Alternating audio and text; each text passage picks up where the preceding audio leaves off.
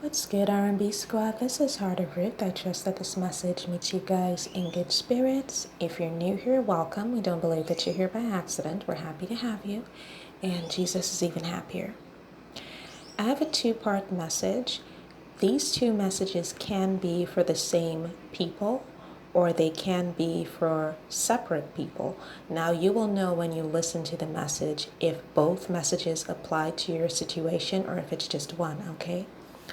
First of all, the Lord led me to Psalm chapter 22, verse 24. For he has not despised or scorned the suffering of the afflicted one. He has not hidden his face from him, but has listened to his cry for help. So for someone, you've been weeping a lot. You've been crying out to the Lord. And the way the Lord showed it to me, it is either that you're the one who is going through something, or you have a relative who is going through something and you're grieved on behalf of your relative, or it could be you.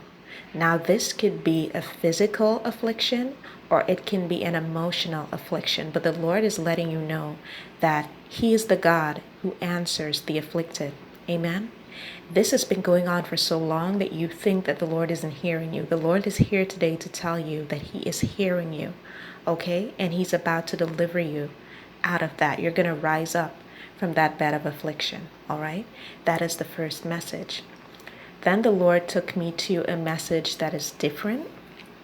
And this is for those of you who are in your kingdom marriage season. And it can be for persons who already know their kingdom spouse, persons who know their kingdom spouse and are dating, persons who know their kingdom spouse and are separated, or persons who have not yet met their kingdom spouse, all right? So it can apply to all of the above.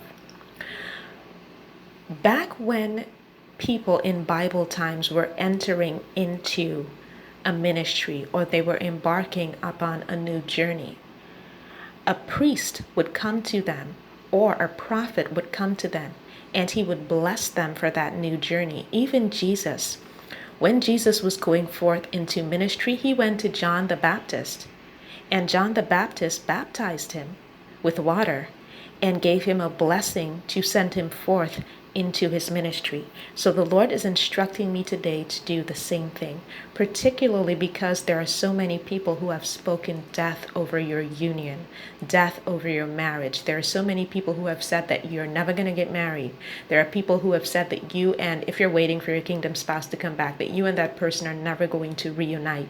There are persons who, if you're dating your kingdom spouse right now, they're speaking death over that relationship growing into a marriage. Okay, so this is me following the Lord's instructions, and this is me speaking a blessing as the Lord instructed me over your union. Okay, so first of all, the Lord led me to Matthew chapter 23, verse 24, and it reads, "Ye blind guides, which strain at a gnat and swallow a camel." People will criticize your union because God did not bring the two of you together, or will not bring the two of you together in a typical or expected way. The Lord is saying that these people have no right to criticize you because many of them have hands that are spiritually unclean and lives that are spiritually unclean. Then he took me to Revelation chapter 21, verse 11, and it reads, "The city was shining with the glory of God. It was shining bright like a very expensive jewel, like a jasper. It was clear as crystal." So this is the Lord saying to you that you have been prepared, even as the bride of Christ, for your partner, and this is your appointed time to come into union with your partner.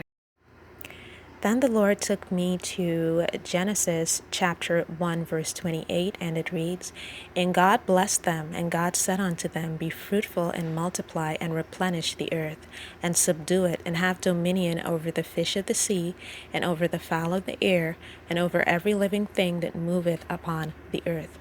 So this is the Lord actually performing the marriage ceremony between you and this person in the spirit.